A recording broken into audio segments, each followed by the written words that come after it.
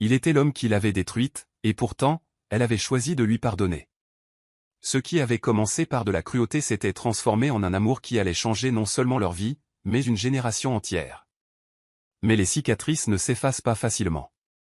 Des murmures du passé, de la jalousie, de la trahison et des secrets menacent de tout déchirer. N'oubliez pas de vous abonner et de liker généreusement, car cela représente le monde pour nous. Veuillez vous asseoir, vous détendre et profiter de notre plongée dans cette histoire. Chapitre 1. Un fragile bonheur. Le manoir Anderson se dressait fièrement sur la colline, ses fenêtres luisantes d'une douce chaleur sous le soleil du soir.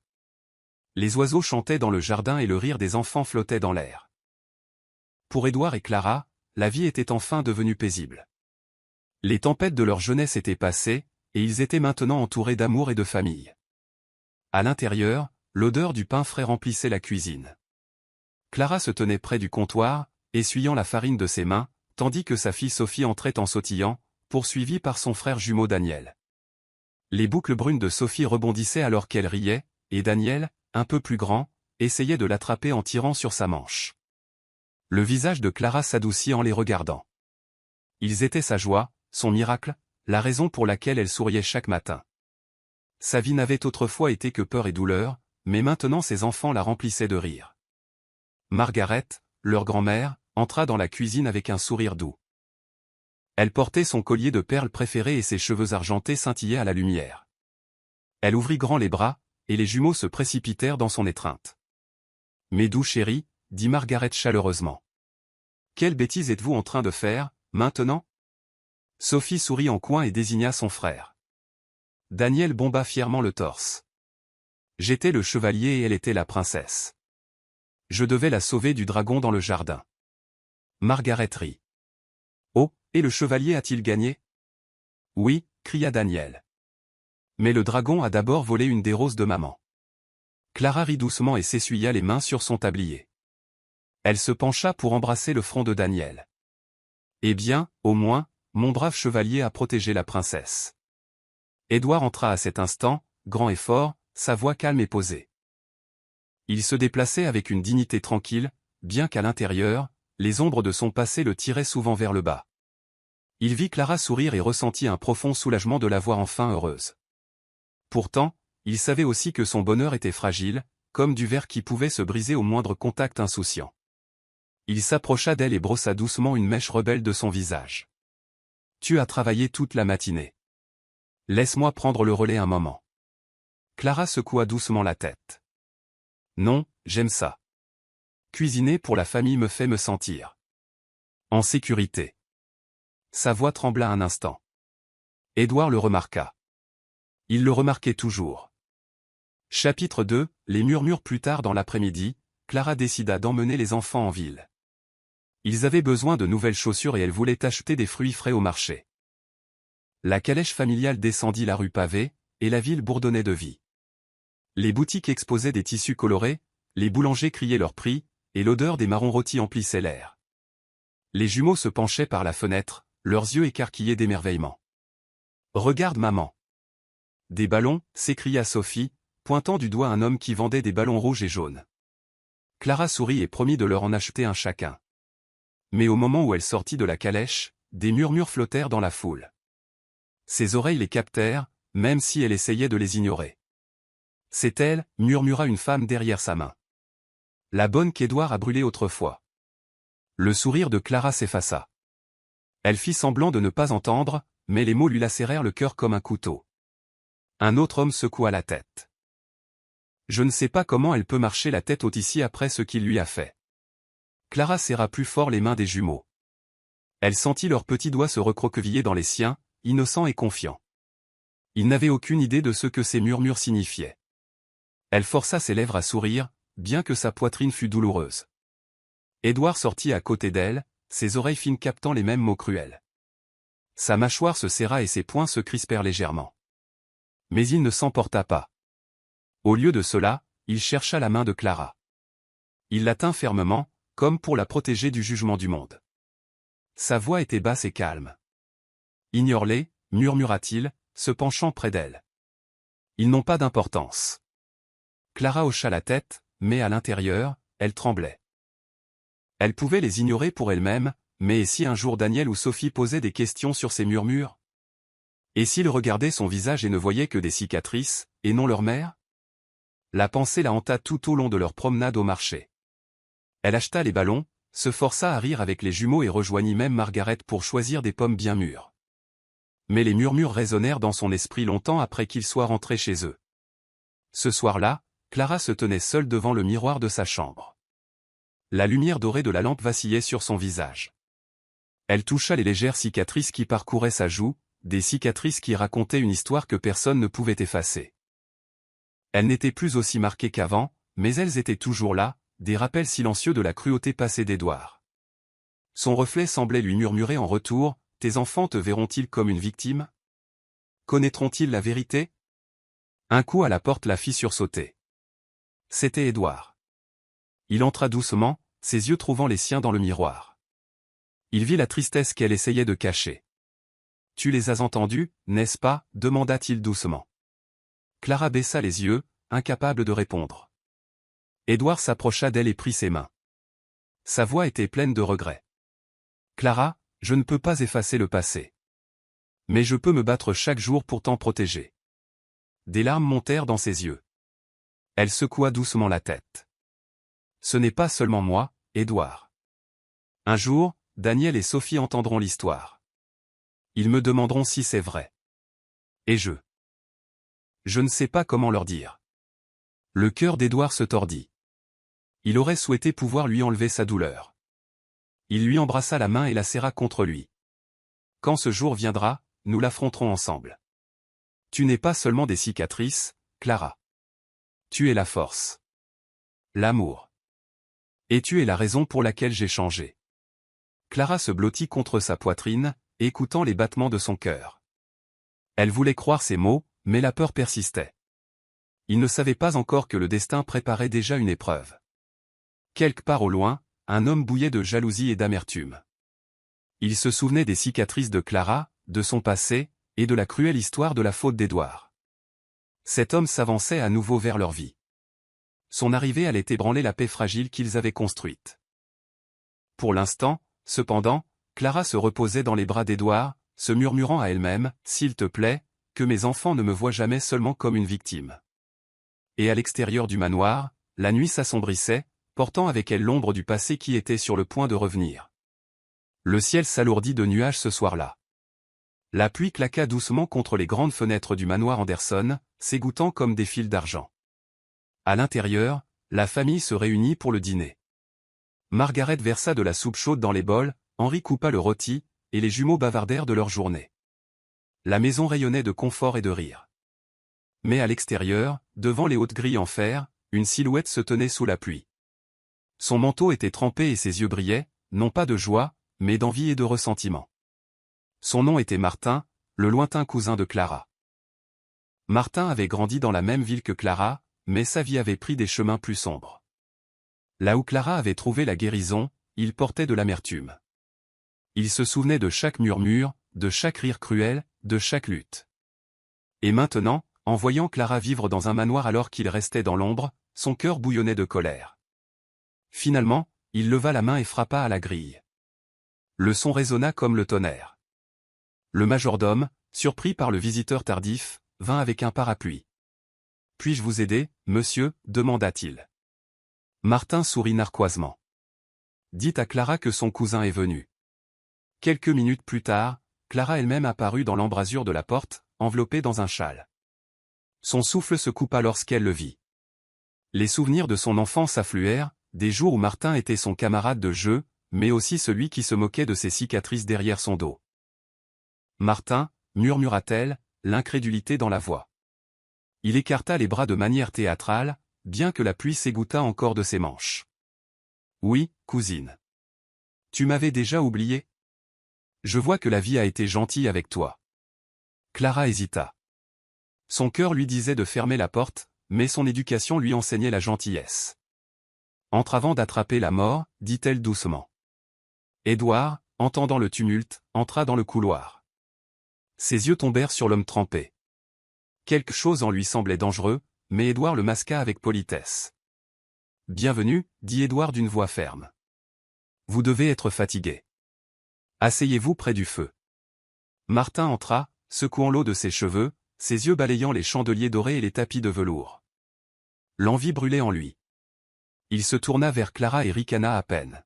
« Tu vis dans un manoir maintenant, cousine, pendant que le reste d'entre nous lutte pour survivre. » Quelle chance! Clara força un sourire poli, bien que sa poitrine se serrât. La vie prend des tournants inattendus, Martin. Le regard de Martin glissa vers Édouard. Ses lèvres se tordirent en un sourire moqueur. Et c'est l'homme qui t'a une fois marqué. Dis-moi, Clara, te traite-t-il gentiment maintenant? Ou a-t-il toujours du feu dans ses mains? Clara se figea. Les mots lui lacérèrent le cœur. L'air dans la pièce devint lourd de tension. Édouard, se tenant à proximité, entendit chaque syllabe. Ses poings se serrèrent, mais la main tremblante de Clara toucha doucement son bras, le suppliant silencieusement de ne pas réagir. Les yeux de Martin scintillaient de malice. Il se pencha plus près de Clara, sa voix dégoulinant de venin. « Tu as beau vivre comme une reine maintenant, mais le monde n'a pas oublié ce qu'il a fait. Et peut-être qu'il est temps qu'il se souvienne. » La gorge de Clara devint sèche. La peur pulsait dans ses veines.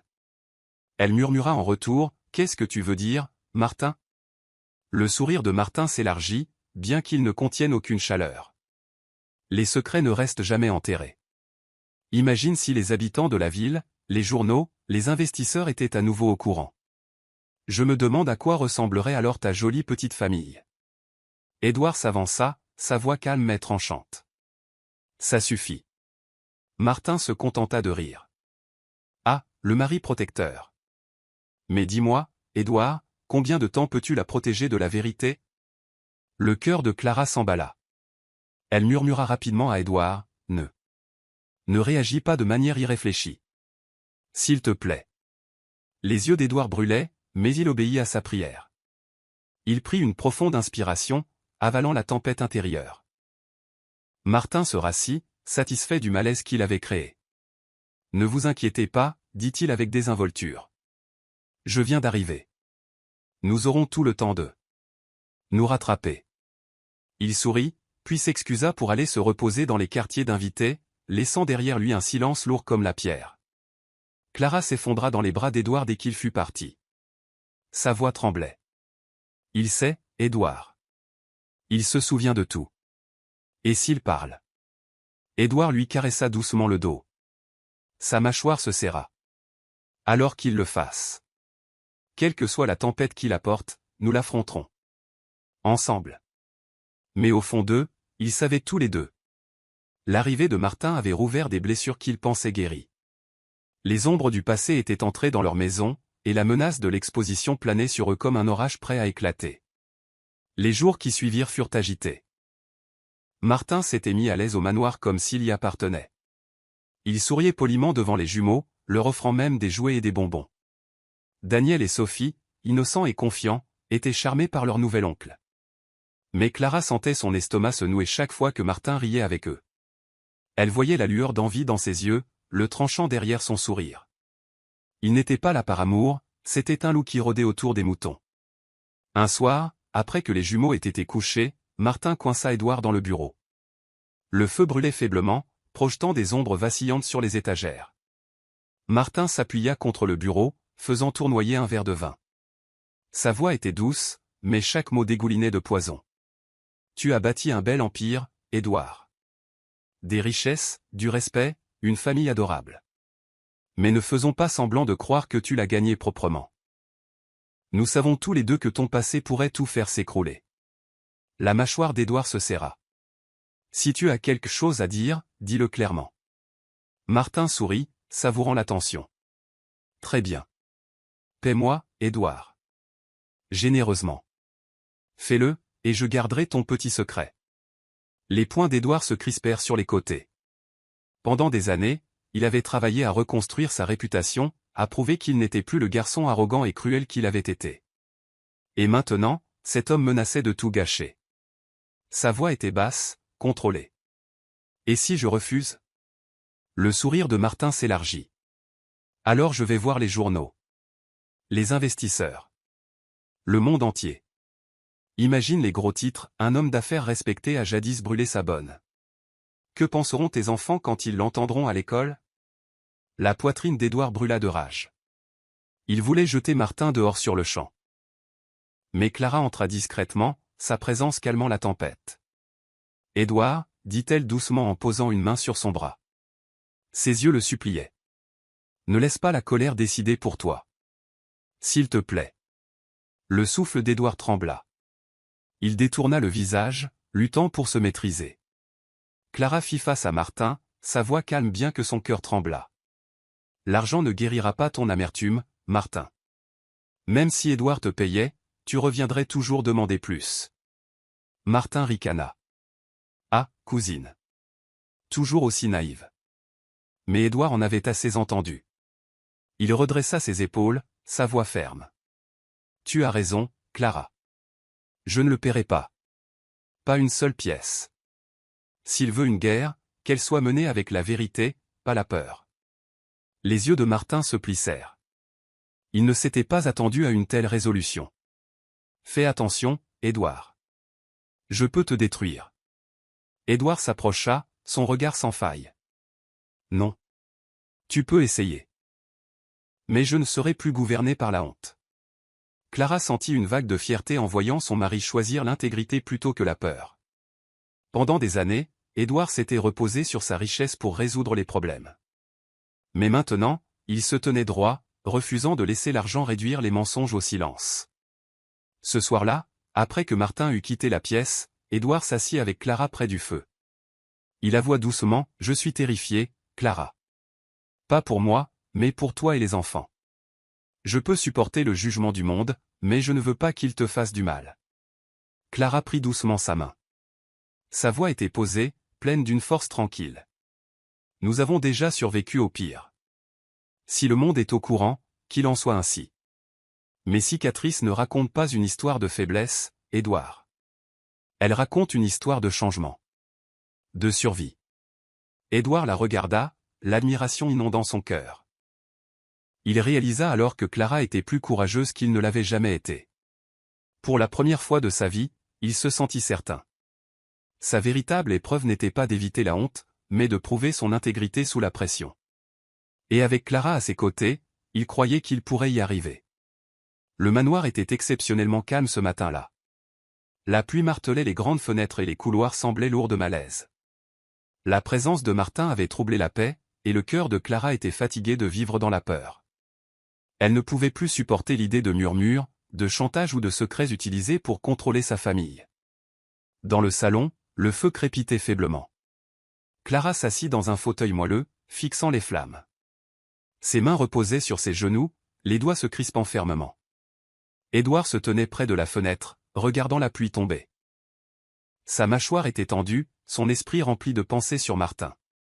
Clara se leva finalement, ses pas assurés bien que son cœur tambourina. Elle se dirigea vers le couloir où Martin se tenait, feuilletant un livre avec désinvolture comme s'il possédait l'endroit. Son sourire s'élargit en la voyant. « Eh bien, cousine, dit-il d'un ton traînant, as-tu déjà convaincu Édouard?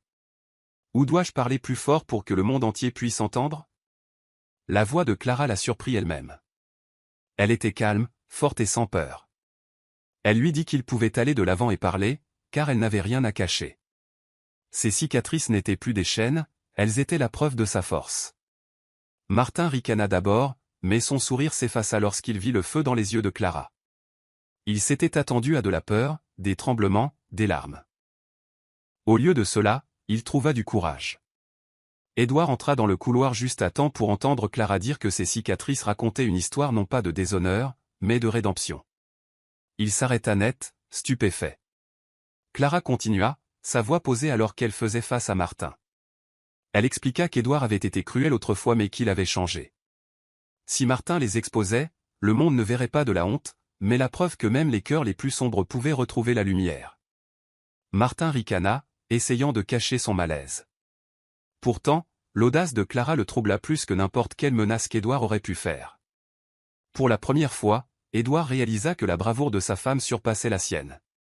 Il avait toujours juré de la protéger, mais la voici qui le protégeait avec le pouvoir de la vérité. Ce soir-là, Édouard lui murmura dans le silence de leur chambre quel était son bouclier. Clara secoua doucement la tête en souriant légèrement. Elle dit qu'ils se protégeaient mutuellement. Leur unité n'était plus fragile, elle était incassable. Mais alors que Clara s'endormait, Édouard resta éveillé. Il savait que l'envie de Martin ne s'estomperait pas.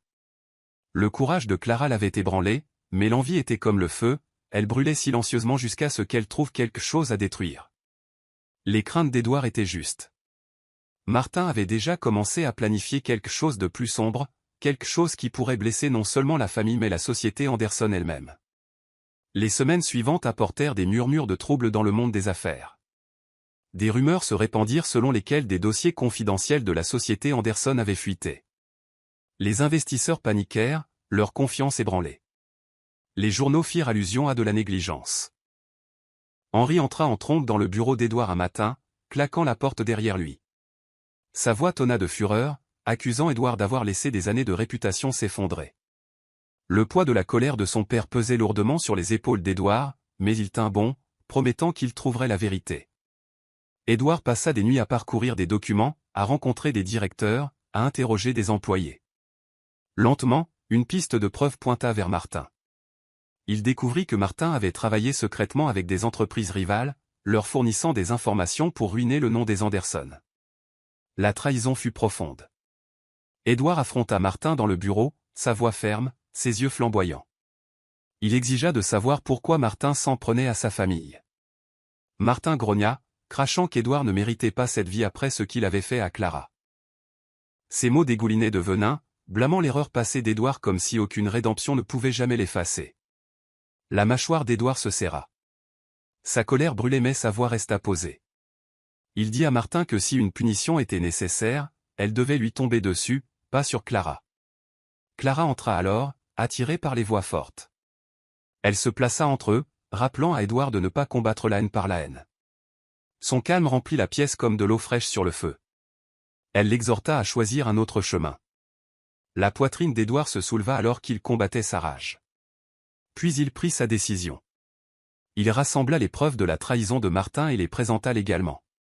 Pas de cris, pas de violence, seulement la vérité. Martin fut arrêté pour vol d'entreprise. La loi l'emporta, sa fureur résonnant dans les couloirs alors qu'il maudissait Édouard et Clara. Le scandale laissa des blessures.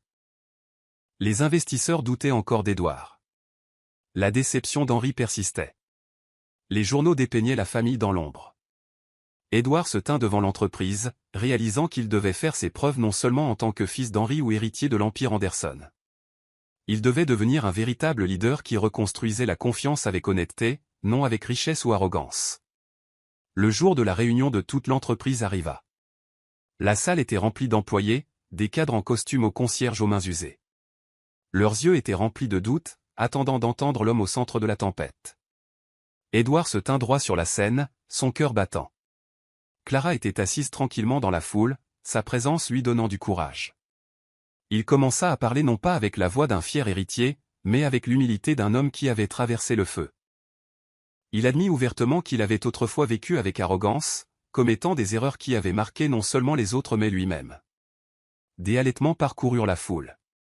Des murmures remplirent l'air. Mais Édouard continua. Il dit que le changement n'était pas facile, mais qu'il était possible. Il promit de reconstruire l'entreprise non pas avec des mensonges, mais avec la vérité. Son honnêteté en surprit beaucoup. Certains employés semblèrent sceptiques, croisant les bras. D'autres acquiescèrent lentement, touchés par sa franchise. Clara regarda avec fierté Édouard se débarrasser de la dernière couche d'arrogance. Pour la première fois, il ne cachait pas son passé, il l'affrontait. Ses mots portaient le poids de la vérité, et la vérité avait un pouvoir qu'aucune richesse ne pouvait acheter. Il leur dit que le respect était le fondement de leur entreprise.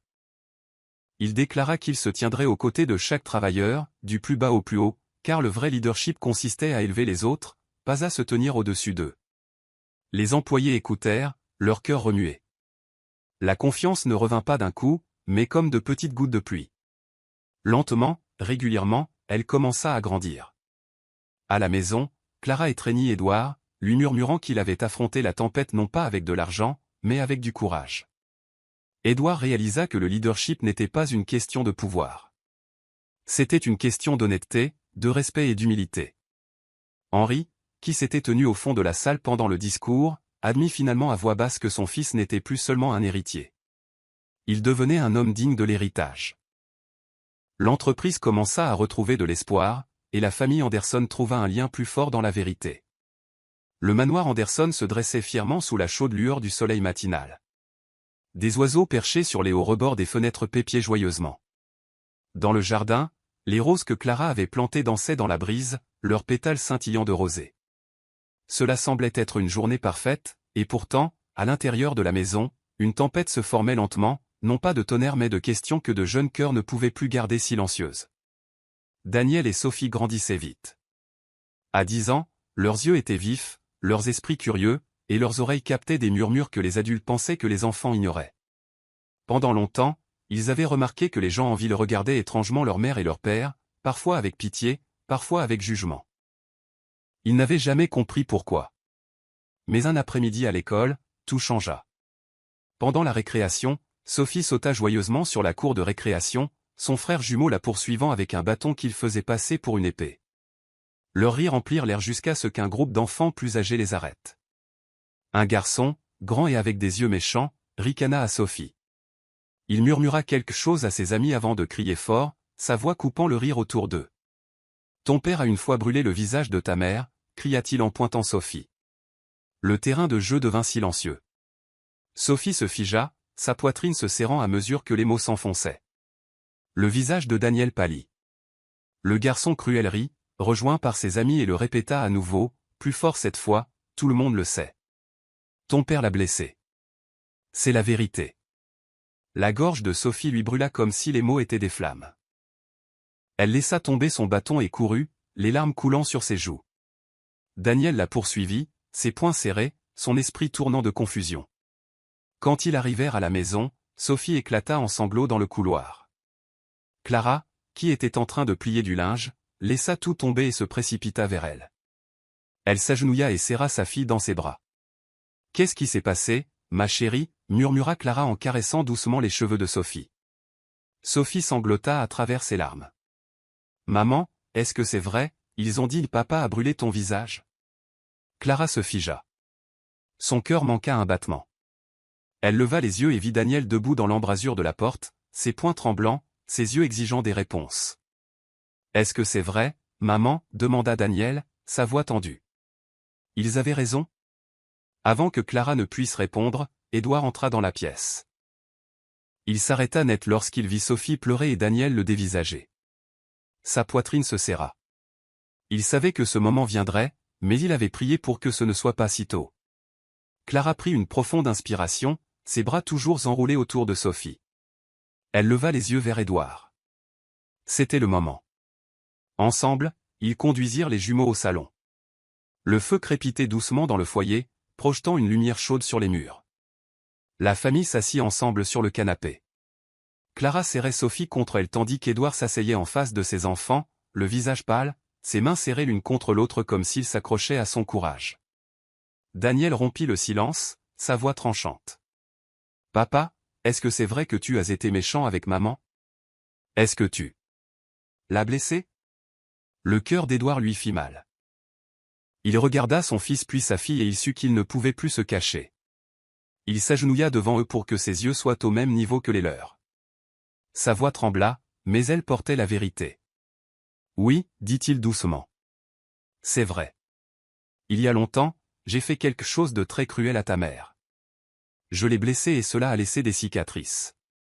C'était la pire erreur de ma vie. » Sophie haleta, ses larmes tombant plus fort. Les lèvres de Daniel tremblèrent.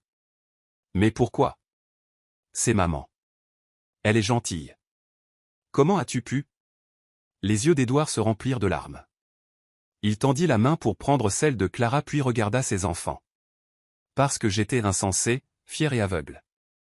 Je pensais qu'être fort signifiait être cruel. J'avais tort. Mais votre mère, elle m'a pardonné. Elle m'a appris l'amour. Elle m'a montré ce que signifie être un homme. » La pièce était silencieuse, à l'exception du crépitement du feu et des doux sanglots de Sophie. Clara caressa doucement le dos de sa fille en murmurant, « Et grâce au pardon, nous sommes ici ensemble maintenant. » Les jumeaux fixèrent leurs parents. Pendant un long moment, ils restèrent silencieux. Puis Sophie glissa du canapé et jeta ses bras autour du cou de son père. Sa voix était petite mais pleine d'amour. « Je t'aime quand même, papa. » Daniel hésita, les larmes remplissant ses yeux. Lentement, il rejoignit sa sœur, enlaçant ses bras autour des deux parents. Sa voix se brisa alors qu'il murmurait « Je n'aime pas ce que tu as fait. Mais je t'aime toujours. » Édouard s'effondra, les larmes coulant sur ses joues. Il serra ses enfants contre lui, sa voix tremblant alors qu'il murmurait encore et encore « Je suis désolé. Je passerai toute ma vie à vous prouver que j'ai changé. » Clara essuya ses larmes et murmura doucement « C'est notre vérité. Pas de la honte, mais l'amour qui a vaincu la honte. » Ce soir-là, Édouard resta éveillé, fixant le plafond. Les mots des jumeaux résonnaient dans son cœur. La rédemption, réalisa-t-il, n'était plus seulement pour lui et Clara. C'était aussi pour la prochaine génération. Il devait montrer à Daniel et Sophie que l'amour et le changement pouvaient réécrire même le passé le plus sombre. La semaine suivante, Édouard était assis dans son bureau, l'esprit agité. La scène avec ses enfants l'avait ébranlé, mais lui avait aussi ouvert les yeux. Il réalisa que cacher le passé ne faisait que donner du pouvoir à ceux comme Martin. Les secrets créaient la peur. Les murmures grandissaient dans le silence. Il regarda Clara un soir alors qu'il marchait dans le jardin. Les roses brillaient sous le clair de lune, leur parfum doux dans l'air frais. Édouard lui prit la main et parla avec prudence. « Je pense qu'il est temps que nous arrêtions de nous cacher, dit-il. Martin a utilisé le passé contre nous parce que nous avons essayé de l'enterrer. Si nous le mettons nous-mêmes à la lumière, il n'aura plus d'armes. » Clara s'arrêta, les yeux écarquillés. « Tu veux dire, le dire aux gens? À tous? » Édouard hocha la tête. « Oui, pas seulement à la famille. Au monde entier. Les investisseurs, les voisins, les journaux. Tout le monde. Nous leur racontons tout, ma cruauté, ta douleur, ton pardon, notre changement. Nous sommes les maîtres de l'histoire. » La poitrine de Clara se serra. La peur monta en elle. « Édouard, si nous faisons cela, ils nous jugeront. Ils nous pointeront du doigt, murmureront, se moqueront. Nos enfants pourraient souffrir encore plus. » Édouard lui serra la main, ses yeux calmes. « Ou ça pourrait nous guérir. Ça pourrait leur montrer que les erreurs ne doivent pas être la fin. Que l'amour peut reconstruire. Nous ne pouvons pas laisser les mensonges de Martin ou les murmures du passé nous définir. Nous seuls le pouvons. » Henri faillit faire tomber son verre lorsqu'il entendit le plan d'Édouard. Il entra en trompe dans la salle à manger, furieux. « Tu as perdu la tête? Tu vas tout ruiner. L'entreprise, notre réputation, des générations de travail. Tu veux nous détruire? » Mais Margaret, assise tranquillement à côté de lui, secoua la tête. Sa voix était calme, sage. « Ou peut-être que cela nous sauvera. Cacher la vérité n'a jamais apporté la paix. Peut-être que l'honnêteté est ce qui apportera la guérison. » Clara resta silencieuse pendant des jours, déchirée entre la peur et l'espoir. Finalement, une nuit, elle s'assit avec Édouard dans leur chambre, ses mains tremblantes. « Si nous faisons cela, je veux raconter l'histoire avec ma propre voix. Je ne veux pas être une ombre dans ta confession. Mes cicatrices sont les miennes. Mon pardon est le mien. Le monde l'entendra de ma bouche. » Édouard lui embrassa les mains, les larmes aux yeux. « Alors, c'est ensemble. Nous dirons la vérité côte à côte. » Quelques semaines plus tard, les Anderson invitèrent un groupe de cinéastes et de journalistes chez eux. Ils préparèrent une interview de type documentaire, quelque chose de brut et de réel. Les caméras furent installées dans le grand hall, bien que la famille ait insisté pour que cela ressemble à un salon, pas à un trône. Lorsque les lumières s'allumèrent, Clara s'assit gracieusement sur un canapé, ses cicatrices visibles dans la douce lueur. Elle parla doucement au début, puis avec une force croissante. Elle raconta ses jours en tant que bonne, ses rêves, la cruauté qu'elle avait subie, le feu qui l'avait marqué. Des larmes glissèrent sur ses joues, mais sa voix ne vacilla pas. Édouard s'assit à côté d'elle, la tête baissée pendant qu'elle parlait. Puis ce fut son tour. Il avoua sa cruauté, son arrogance, sa honte. Il pleura ouvertement, sa voix se brisant en admettant qu'il avait failli détruire la meilleure chose qui lui soit jamais arrivée. L'interview fut diffusée dans tout le pays. Au début, le public fut choqué. Les journaux imprimèrent des titres audacieux, de l'arrogance à la rédemption, l'histoire des Anderson. Certains critiquèrent, d'autres murmurèrent, mais beaucoup plus furent touchés. Des lettres affluèrent de la part d'étrangers. Des investisseurs qui avaient douté commencèrent à revenir, inspirés non par le pouvoir mais par l'honnêteté. Des gens qui avaient commis des erreurs dans leur propre vie écrivirent à Clara, la remerciant pour son courage, disant que ses cicatrices leur donnaient de l'espoir. Pour la première fois, la famille Anderson se sentit vraiment libre. Plus de murmures, plus de secrets. Leur vérité n'était plus une arme entre les mains des autres. C'était une lanterne dans l'obscurité qui brillait non seulement pour eux mais pour d'innombrables autres. Édouard serra Clara contre lui un soir après la diffusion du documentaire. Sa voix tremblait de gratitude. « Tu as transformé ma honte en espoir pour le monde. Tu as transformé mes cicatrices en force. Tu es ma rédemption. » Clara sourit faiblement en posant sa tête contre sa poitrine. « Non, Édouard. Nous sommes devenus la rédemption ensemble. » La salle de bal étincelait de lumière dorée, le rire emplissant l'air alors que la famille Anderson assistait à un grand événement caritatif. La robe de Clara scintillait doucement sous les lustres, et Édouard se tenait fièrement à ses côtés. Les gens les saluaient chaleureusement, leur offrant des sourires et des poignées de main. Pourtant, tous les sourires n'étaient pas gentils. Dans un coin de la pièce, une femme aux yeux vifs et à la bouche amère chuchotait à une autre invitée.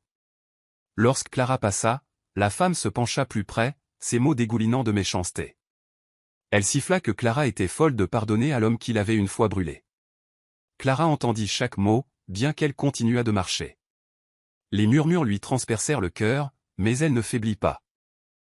Elle tourna légèrement la tête, ses lèvres se courbant en un doux sourire, et répondit avec une force calme que le pardon n'était pas de la faiblesse, c'était de la liberté. Édouard, qui se tenait à proximité, entendit l'échange. Sa poitrine se serra de culpabilité. La musique dans la pièce sembla s'évanouir alors que le vieux poids de la honte pesait à nouveau sur lui. Il s'excusa auprès d'un groupe d'hommes d'affaires et retrouva Clara près du balcon. Sa voix était basse, remplie de tristesse. Il lui demanda si elle avait jamais regretté de lui avoir pardonné. La question resta lourdement entre eux, portée par l'air frais de la nuit. Les yeux de Clara brillèrent au clair de lune alors qu'elle se tournait vers lui, ferme et inébranlable. Elle lui dit que non, elle ne l'avait jamais regretté. Sans pardon, ils n'auraient pas leurs enfants, leur maison, ou l'amour qui les liait maintenant ensemble. Sa certitude fit fondre les chaînes de culpabilité qui pressaient contre la poitrine d'Édouard. Ce soir-là, à leur retour à la maison, il rassembla Daniel et Sophie près de la cheminée. Sa voix trembla alors qu'il leur disait de ne jamais juger les gens par leurs pires moments, mais plutôt par la façon dont ils changeaient par la suite. Les jumeaux écoutèrent attentivement. Daniel, toujours réfléchi, demanda si cela signifiait qu'il devait combattre la haine avec de la patience. Les lèvres d'Édouard se courbèrent en un léger sourire, ses yeux brillants. Il dit à son fils que oui, la patience était leur plus grande arme. Clara posa une main sur l'épaule d'Édouard, son contact chaud et rassurant. Elle murmura qu'il était la preuve vivante que le pardon fonctionnait. Pour la première fois depuis de nombreuses années, Édouard sentit la paix s'installer en lui, non pas parce que son passé était effacé, mais parce que l'amour et le pardon l'avaient rendu supportable. La société Anderson se remettait lentement de la tempête du scandale. Édouard passait ses matinées à marcher dans les usines, saluant les travailleurs, écoutant leurs inquiétudes. Il parlait avec tout le monde, des concierges qui polissaient les marches de marbre au cadre dans leurs grands bureaux. Ces mots n'étaient plus des ordres tranchants mais des conversations réfléchies. Un après-midi, Édouard convoqua un rassemblement au siège de l'entreprise. Les employés remplirent la grande salle, curieux d'entendre ce que leurs dirigeants diraient. Clara, discrète mais solidaire, s'assit parmi eux, les yeux fixés sur son mari. Édouard monta sur l'estrade. Sa présence était stable, plus l'air arrogant, mais celle d'un homme qui avait été mis à l'épreuve et qui avait changé. Il parla avec honnêteté, disant que le respect était leur plus forte monnaie. Il promit que chaque travailleur serait traité avec équité et dignité. La foule s'agita. Certains se chuchotèrent, surpris par son humilité. D'autres acquiescèrent lentement, touchés par sa sincérité. La salle, autrefois lourde de doutes, commença à briller d'espoir. Clara traversa le bâtiment quelques jours plus tard. À sa grande surprise, les employés la saluèrent chaleureusement. Un jeune employé s'approcha d'elle discrètement, lui murmurant merci d'avoir inspiré le changement. Le cœur de Clara se gonfla. Elle réalisa que ses cicatrices n'avaient pas seulement guéri sa propre vie, mais étaient devenues un symbole pour les autres. Henri, qui avait autrefois douté de son fils, se tenait silencieusement au fond de la salle lors d'une autre réunion. Il regarda Édouard parler avec confiance, honnêteté et respect. La fierté adoucit son visage sévère. Il s'admit à lui-même, et plus tard à Margaret, qu'Édouard l'avait dépassé. Son fils n'était plus seulement son héritier, il devenait un leader digne de l'héritage. Clara vit le changement aussi. Elle ne regardait plus Édouard en voyant le garçon qu'il avait une fois blessé. Elle voyait un homme qui s'était reconstruit, et ce faisant, reconstruisait la dignité pour tous ceux qui l'entouraient. La paix ne durait jamais longtemps. Un matin, Clara sortit sur le porche pour trouver une enveloppe glissée dans leur boîte aux lettres. Elle l'ouvrit lentement, la curiosité se transformant rapidement en effroi. À l'intérieur se trouvait une coupure de journal jauni, le même article d'il y a des années qui avait rapporté son brûlage. Ses mains tremblèrent alors qu'elle fixait les mots cruels et la vieille photo de son visage cicatrisé. Quelqu'un, caché dans l'ombre, voulait rouvrir des blessures qui avaient à peine guéri. Édouard sortit pour la rejoindre et lorsqu'il vit la coupure, la rage monta en lui. Ses poings se serrèrent, son visage s'assombrit, et il jura qu'il trouverait qui se cachait derrière tout cela. Mais Clara lui saisit le bras, sa poignée ferme bien que ses mains tremblassent. Elle lui rappela que la douleur ne disparaissait pas du jour au lendemain, que les rappels du passé essaieraient toujours de se faufiler. Leur tâche n'était pas de faire taire chaque murmure, mais de continuer à prouver qui ils étaient maintenant. La colère d'Édouard s'adoucit lentement sous ces mots. Ce soir-là, il rassembla Daniel et Sophie dans le salon. Il les fit asseoir, son visage sérieux mais calme. Il expliqua que les gens pourraient leur rappeler les erreurs qu'il avait une fois commises, mais qu'ils ne devaient jamais avoir honte. Les enfants écoutèrent attentivement. Daniel, toujours réfléchi, demanda si cela signifiait qu'il devait combattre la haine avec de la patience. Les lèvres d'Édouard se courbèrent en un faible sourire, ses yeux brillants. Il dit à son fils que oui, la patience était leur plus grande arme. Clara se pencha contre Édouard, lui murmurant que c'était à cela que ressemblait la vraie guérison, pas l'absence de cicatrices mais le courage de vivre fièrement avec elle. La coupure piquait encore, mais ensemble ils la transformèrent en un autre symbole de survie. Leurs cicatrices ne seraient plus des marques de honte. Elles seraient la preuve de la résilience. Un soir tranquille, Clara et Édouard s'assirent ensemble dans le jardin. L'air nocturne était frais, les roses se balançant doucement dans la brise. Les yeux de Clara étaient lointains, ses pensées lourdes. Finalement, elle parla d'un rêve qu'elle avait porté silencieusement pendant des années. Elle voulait créer une fondation pour les femmes comme elle, les bonnes, les travailleuses et toutes celles qui étaient traitées injustement et dont les voix étaient réduites au silence. Édouard écouta attentivement, son cœur se gonflant d'admiration. Il sourit fièrement et lui dit qu'ils allaient y arriver. Les mois suivants furent remplis de planification, de réunions et de travail acharné. Ensemble, ils lancèrent la fondation Clara Anderson, un lieu qui offrait éducation, aide juridique et protection aux travailleurs domestiques. L'initiative attira rapidement l'attention à travers le pays. Les gens se rassemblaient lors d'événements pour entendre Clara parler. Elle se tenait droite devant les foules, ses cicatrices n'étant plus cachées. Sa voix sonna claire alors qu'elle racontait son histoire, non pas de faiblesse mais de force, de pardon et d'amour. Les foules applaudirent. Des femmes écrivirent des lettres la remerciant de leur avoir donné du courage. Des hommes écrivirent aussi, admettant qu'ils voyaient dans son histoire une chance de changer leur propre façon de faire. Édouard la regarda avec des larmes dans les yeux. Il réalisa que Clara n'était plus seulement sa sauveuse, elle était une voix pour beaucoup.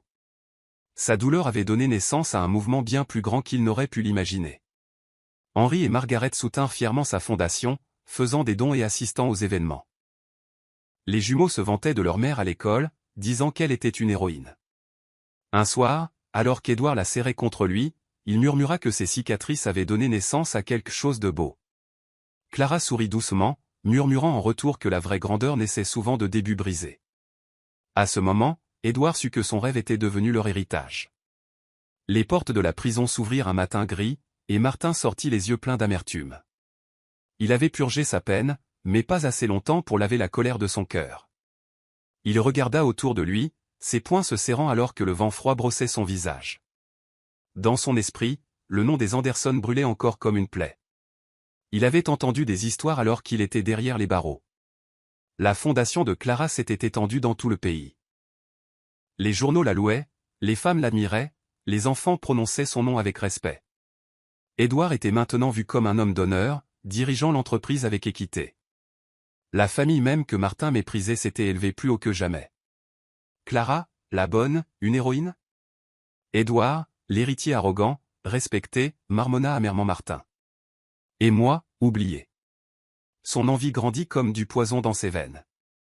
Quelques semaines plus tard, Martin réapparut en ville. Il portait un costume élégant mais son sourire était empli de venin. Il commença à répandre des murmures, racontant à quiconque voulait l'entendre que la gentillesse d'Édouard n'était qu'un jeu. Il dit aux journaux que la fondation Clara Anderson n'était rien de plus qu'une couverture pour la culpabilité, un tour pour nettoyer le passé souillé d'Édouard. Certaines personnes l'ignorèrent, mais d'autres écoutèrent. Le doute est comme la fumée, une fois qu'il commence, il se propage.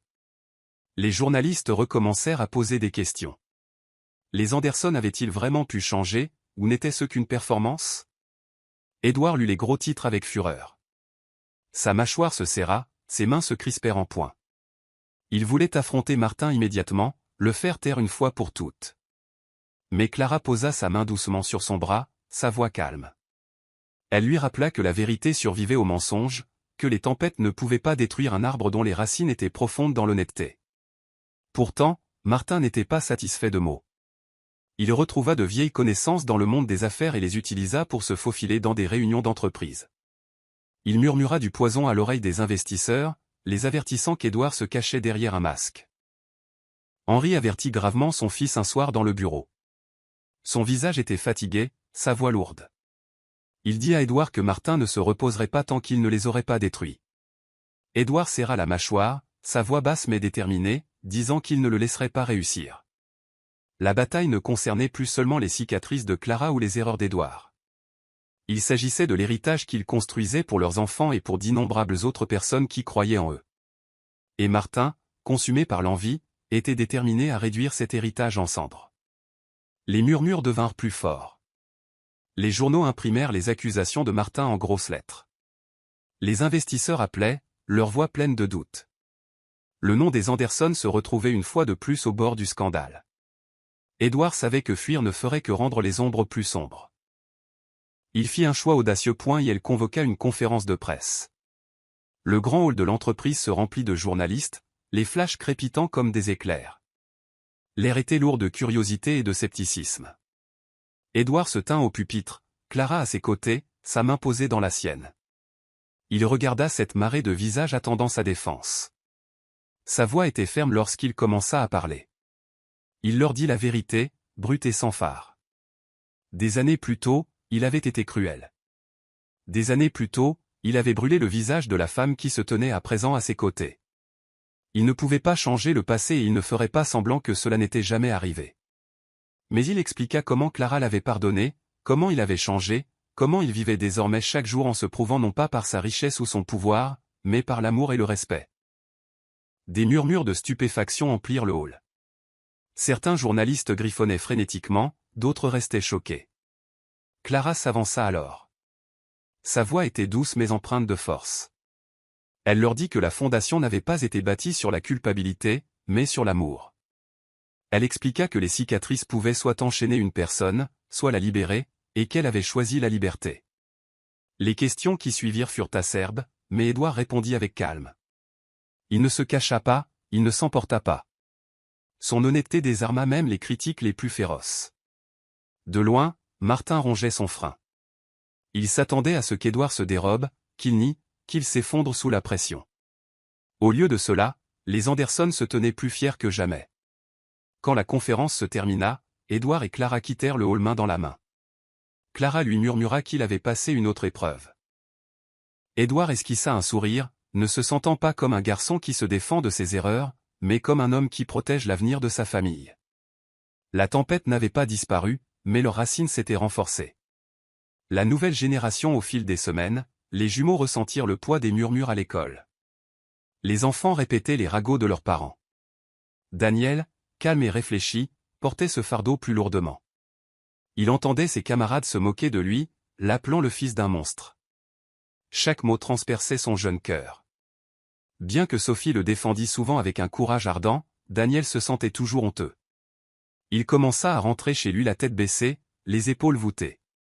Un soir, Édouard trouva son fils seul dans le jardin, assis sur le banc de pierre sous l'arche de rose. Les yeux du garçon étaient mouillés de larmes, ses poings serrés. Édouard s'assit à ses côtés, silencieux au début, laissant le calme de la nuit les envelopper. Finalement, la voix de Daniel se brisa.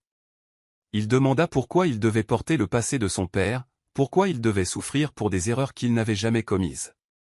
Le cœur d'Édouard se serra. Il serra son fils dans ses bras, sa voix tremblante. Il dit à Daniel que leur passé leur avait appris la force, et qu'il n'était pas défini par son père mais par les choix qu'il ferait lui-même. Daniel murmura que ça faisait toujours mal. Édouard embrassa les cheveux de son fils, lui disant que les cicatrices font mal, mais qu'elles nous rappellent aussi que nous avons survécu. Clara les rejoignit alors, s'agenouillant pour caresser la joue de Daniel. Elle lui dit que leur famille n'était pas construite sur la perfection, mais sur un amour qui grandissait même à partir de la douleur. Lentement, Daniel commença à comprendre. La semaine suivante, à l'école, quand ses camarades se moquèrent à nouveau de lui, il se tint droit. Au lieu de se cacher, il leur dit fièrement que l'histoire de ses parents était la preuve que les gens pouvaient changer. Ses camarades l'écoutèrent, certains avec admiration, d'autres en silence. Édouard réalisa alors que la lutte de son fils reflétait la sienne. La rédemption n'était pas achevée, elle transmettait de la force à la génération suivante. Contrairement à son frère, Sophie portait l'audace comme un feu. Là où Daniel luttait avec la honte, Sophie répondait aux murmures avec défi. Elle avait le feu de sa mère et l'entêtement de son père, et elle ne laisserait personne ternir le nom de leur famille. Un après-midi, quand des camarades se moquèrent d'elle dans la cour de récréation, Sophie se tint sur un banc, les yeux flamboyants. Elle déclara que oui, son père avait autrefois blessé sa mère, mais qu'il avait changé. Elle leur dit que le changement n'était pas une faiblesse, mais une force. Les autres enfants se turent, stupéfaits par son intrépidité. Des enseignants, regardant depuis les fenêtres, chuchotaient entre eux à propos du courage de la jeune fille. À la maison, Sophie raconta à ses parents ce qui s'était passé. Des larmes montèrent aux yeux d'Édouard. Il murmura qu'elle les avait défendus mieux qu'il n'aurait jamais pu le faire. Clara la serra fort dans ses bras, disant qu'elle portait son feu avec fierté. Henri rit en entendant cela, disant que Sophie avait à la fois la bravoure de Clara et la volonté obstinée d'Édouard. Sophie ne fit que sourire, le menton haut, déclarant qu'elle ne laisserait jamais personne les faire honte. Dans les semaines qui suivirent, Sophie devint une voix pour la justice à l'école.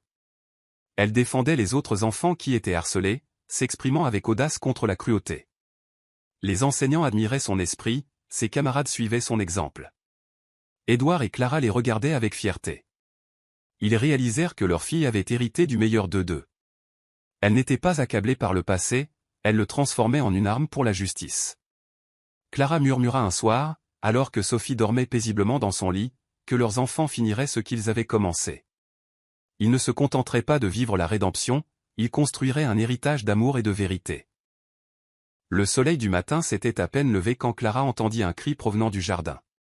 Elle se précipita dehors pour trouver Margaret allongée sur l'herbe près des roses qu'elle entretenait. Son visage était pâle, ses mains tremblaient alors qu'elle essayait de s'asseoir. Le cœur de Clara s'emballa. Elle appela Édouard, sa voix aiguë de peur. En quelques instants, Édouard et Henri accoururent. Édouard s'agenouilla à côté de sa mère, soulevant doucement sa tête. Margaret respirait par petites bouffées, sa voix faible. Elle murmura qu'elle avait juste eu un petit vertige, mais son fils pouvait voir la vérité dans ses yeux. La panique le saisit. Il la souleva dans ses bras, la portant rapidement à l'intérieur. Les médecins arrivèrent dans l'heure. Leurs visages graves et leurs mots mesurés confirmèrent les craintes de la famille. Margaret avait une maladie cardiaque. Ce n'était pas encore fatal, mais elle aurait besoin de repos, de traitement et de grands soins. Le manoir, autrefois rempli de bavardages animés, devint silencieux. Édouard resta au chevet de sa mère jour et nuit, se souvenant de toutes les fois où elle l'avait protégé de la colère de son père quand il était un garçon insouciant.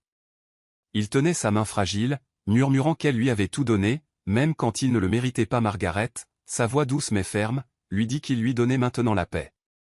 Elle dit qu'elle pouvait enfin se reposer en sachant que son fils était devenu l'homme qu'elle avait toujours prié qu'il devienne. Clara cuisinait ses plats préférés, les servant sur un plateau avec des fleurs pour égayer sa chambre. Les jumeaux chantaient des chansons à son chevet, leurs voix innocentes remplissant les couloirs de chaleur. Sophie posa sa petite main sur la joue de sa grand-mère, disant qu'elle la protégerait tout comme sa grand-mère avait autrefois protégé tout le monde.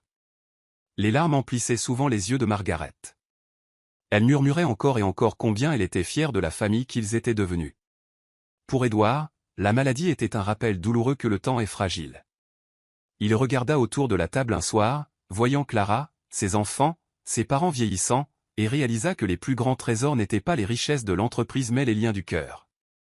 Le manoir, autrefois un champ de bataille de fierté et d'arrogance, débordait maintenant d'amour, même dans la maladie.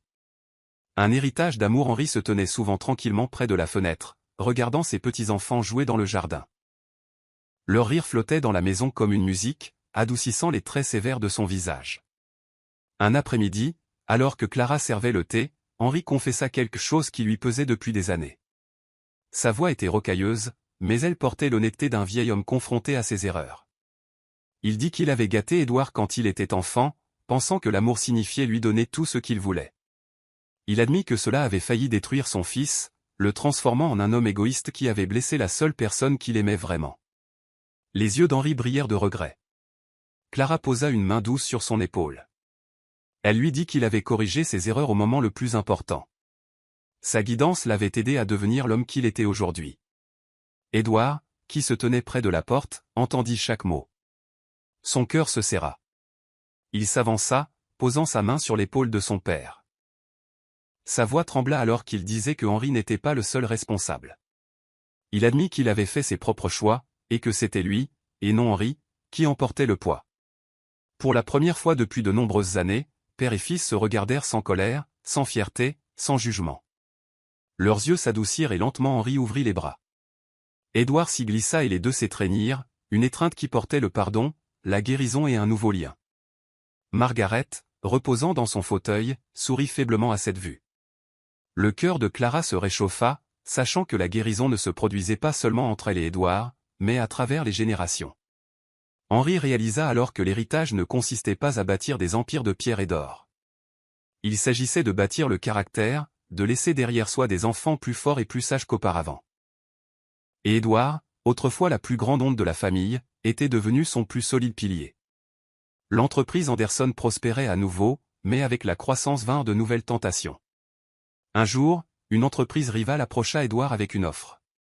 Ils promirent un contrat colossal, qui pourrait apporter des milliards à l'entreprise. Mais il y avait une condition. Les dirigeants rivaux exigèrent qu'Édouard prenne ses distances avec la fondation de Clara. Ils affirmèrent qu'aider les femmes de ménage et les travailleurs donnait à l'entreprise une image de faiblesse. Ils lui dirent que la compassion était mauvaise pour les affaires. Le cœur d'Édouard brûla de conflit. Le contrat pourrait étendre l'entreprise au-delà de tout ce que son père avait bâti. Mais trahir la vision de Clara était impensable. Ce soir-là, Édouard rentra chez lui, le visage troublé. Clara le remarqua immédiatement. Elle posa son tricot et lui demanda ce qui le tracassait tant. Édouard expliqua l'offre, la voix lourde. Il lui dit que l'entreprise rivale voulait qu'il abandonne la fondation en échange d'une richesse inouïe.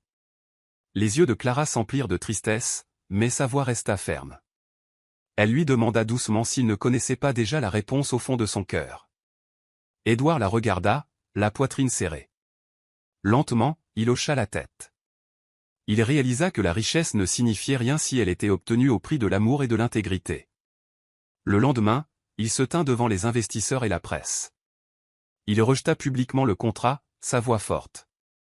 Il déclara que l'entreprise Anderson construirait avec intégrité, et non en faisant taire la compassion. Il dit que l'amour et le respect n'étaient pas des faiblesses, mais leur véritable force. Certains investisseurs grognèrent, craignant des pertes. Mais beaucoup applaudirent son courage. Clara pleura doucement de fierté, murmurant qu'ils les avaient choisis eux plutôt que le profit. Édouard sourit doucement, répondant que l'amour était aussi une richesse. La fondation prospéra encore plus après cela. Les dons affluèrent, de nouveaux alliés rejoignirent leur cause. Édouard réalisa que le fait de défendre ses valeurs n'éloignait pas le succès. Il attirait le bon genre de succès. L'héritage, il le comprenait maintenant, signifiait ne jamais compromettre l'amour. À l'école, Daniel et Sophie furent choisis pour participer à un concours de débat. Le sujet était simple mais puissant, les gens peuvent-ils vraiment changer? Les jumeaux se regardèrent et sourirent, car ils connaissaient la réponse mieux que quiconque. Le jour du concours, la salle se remplit de parents, d'enseignants et d'élèves. Les jumeaux montèrent sur scène, le cœur battant mais l'esprit fort. Daniel parla le premier, sa voix claire. Il dit que les gens font des erreurs, parfois de terribles erreurs, mais que ces erreurs n'ont pas à décider de leur avenir. Il expliqua que le changement est possible quand les gens choisissent l'amour plutôt que la fierté, la gentillesse plutôt que la cruauté. Sophie s'avança alors, ses yeux brillants d'audace. Elle dit que le pardon n'était pas une faiblesse mais une force. Elle dit à l'auditoire que sa propre famille en était la preuve, et que les cicatrices pouvaient se transformer en symboles d'espoir. La salle devint silencieuse. Les enseignants se penchèrent en avant, les élèves écoutèrent avec de grands yeux. Les mots des jumeaux portaient plus de puissance que n'importe quel livre ou cours. Quand les juges annoncèrent les résultats, Daniel et Sophie furent nommés vainqueurs. Le public explosa en applaudissements. Les jumeaux sourirent de toutes leurs dents et dédièrent leur victoire à leur mère. Ils dirent à tout le monde que Clara avait pardonné, et qu'Édouard avait changé. C'était leur preuve. Dans la foule, Édouard et Clara étaient assis, se tenant la main, des larmes coulant sur leurs visages. Henri se pencha vers Margaret, murmurant que c'était le véritable héritage, pas l'argent ni le pouvoir, mais des enfants qui portaient l'amour et la vérité dans leur voix. Margaret sourit faiblement, serrant la main d'Édouard. La rédemption de la famille Anderson n'était plus seulement une histoire du passé. Elle vivait dans les voix de la prochaine génération, faisant écho à un message que le monde ne pouvait ignorer. La nuit était sombre, et le manoir Anderson brillait comme une île dorée au loin.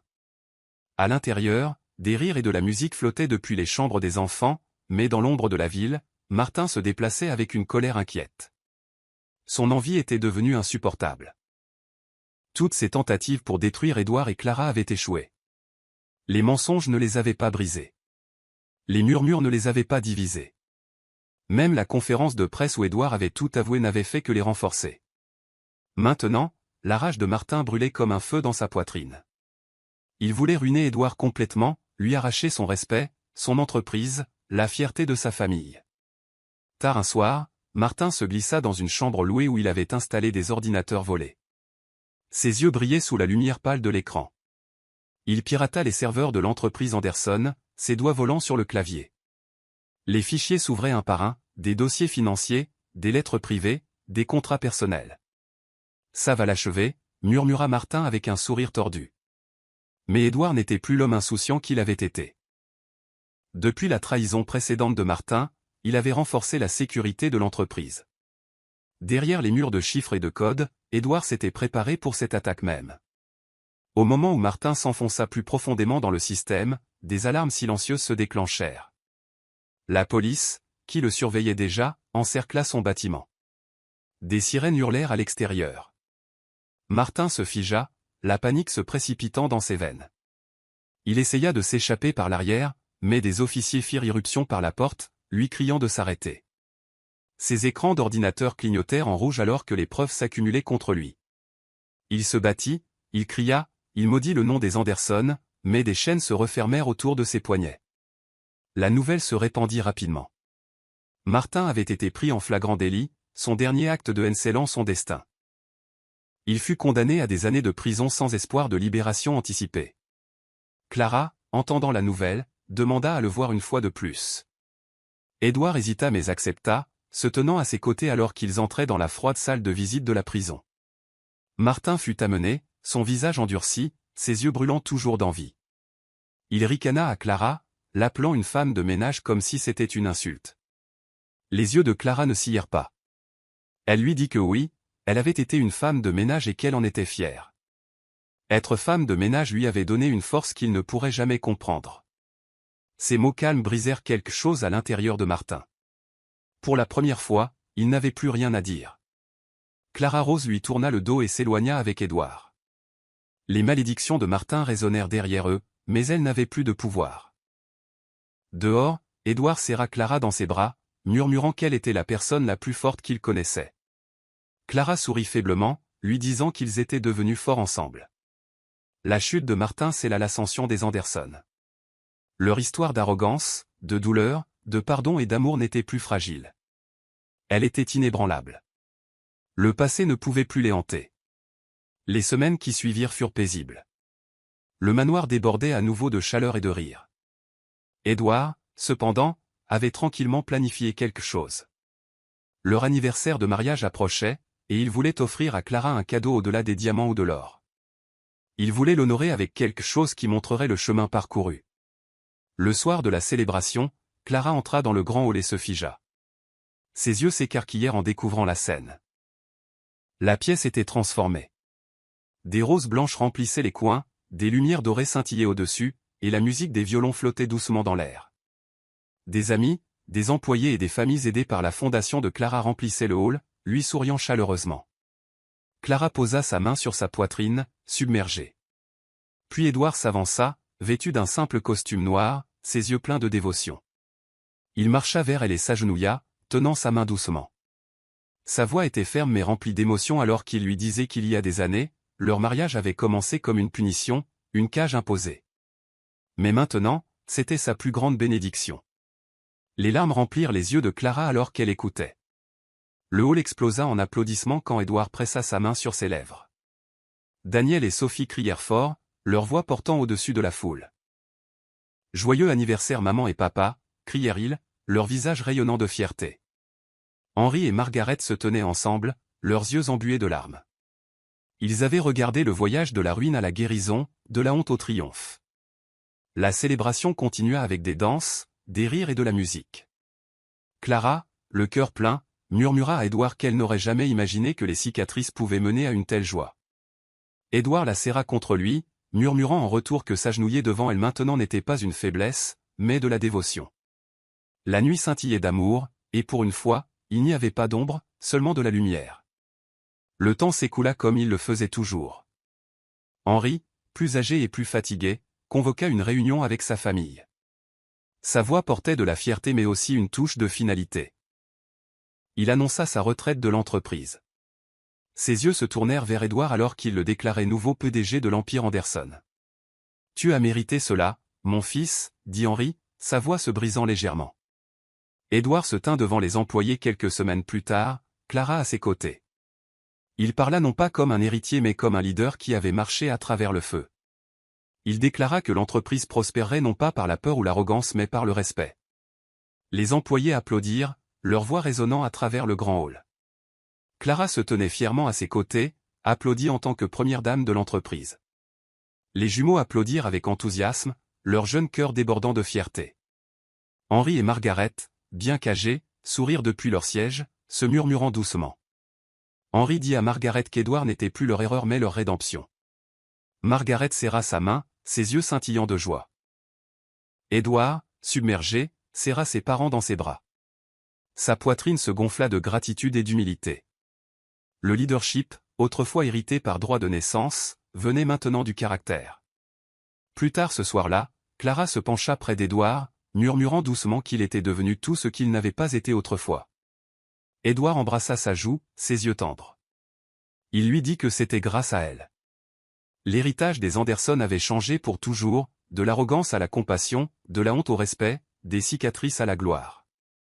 Et bien que le chemin à parcourir contiendrait de nouveaux défis, Édouard et Clara savaient qu'ils n'étaient plus prisonniers du passé.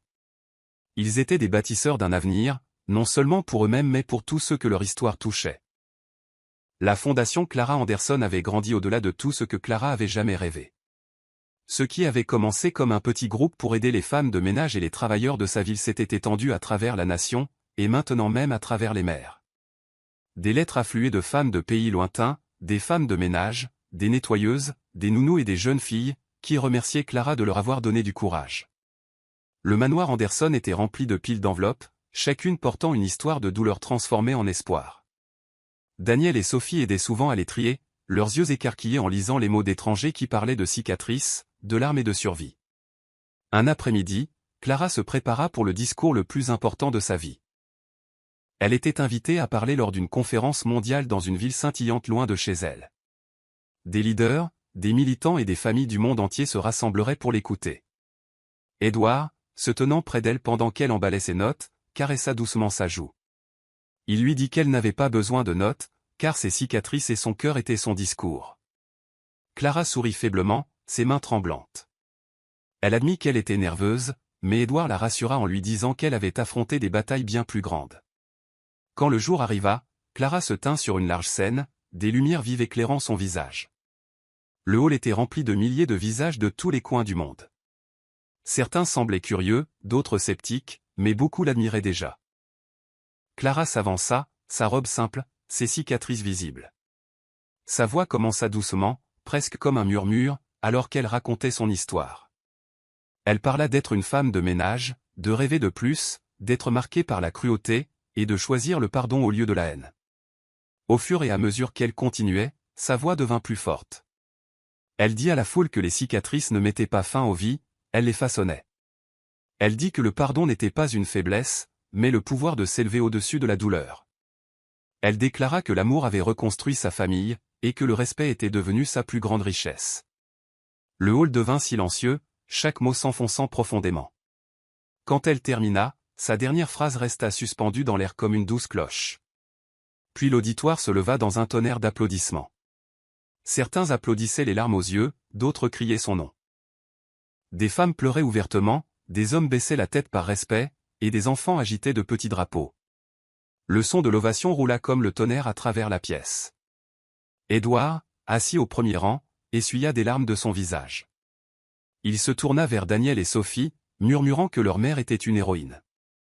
Les jumeaux applaudirent si fort que leurs mains leur faisaient mal, leur jeune cœur se gonflant de fierté. Plus tard ce soir-là, Clara retourna dans sa chambre d'hôtel. Elle s'assit sur le lit tranquillement, les applaudissements résonnant encore à ses oreilles. Édouard entra en portant du thé. Il le posa à ses côtés et la serra dans ses bras.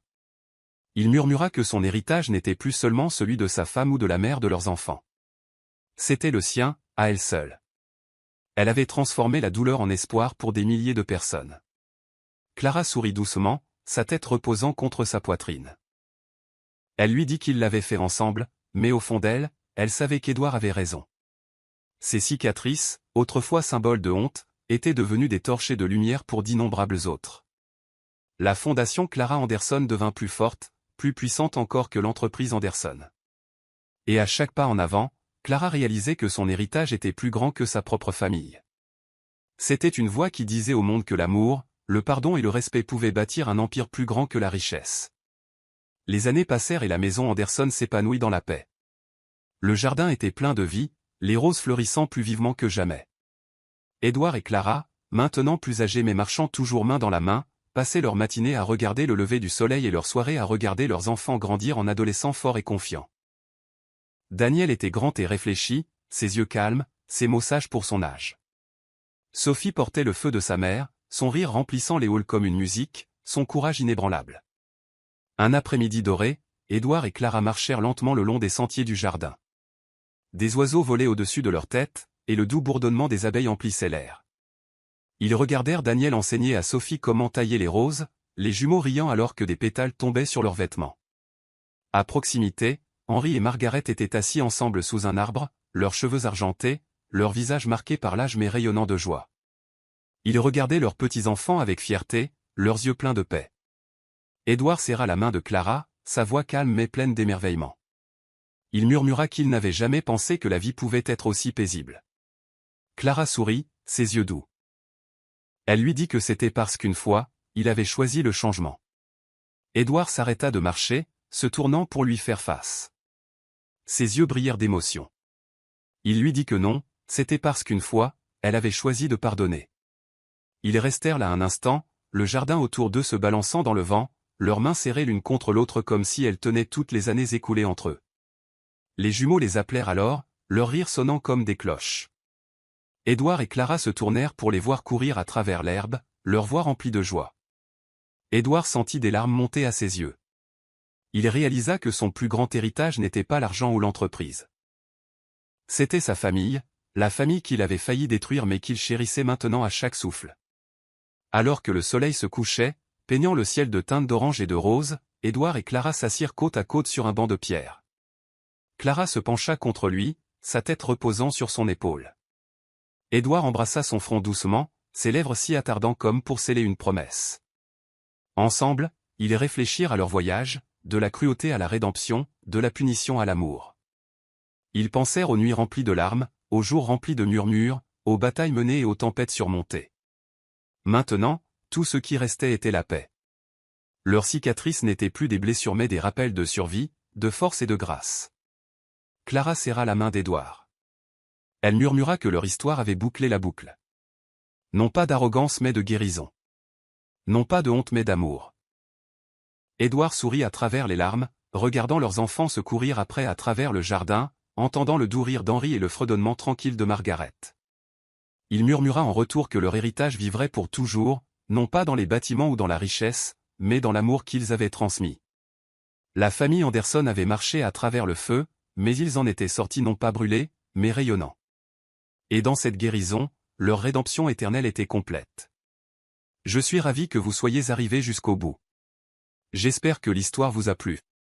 N'hésitez pas à généreusement aimer et à vous abonner pour plus de récits captivants comme celui-ci.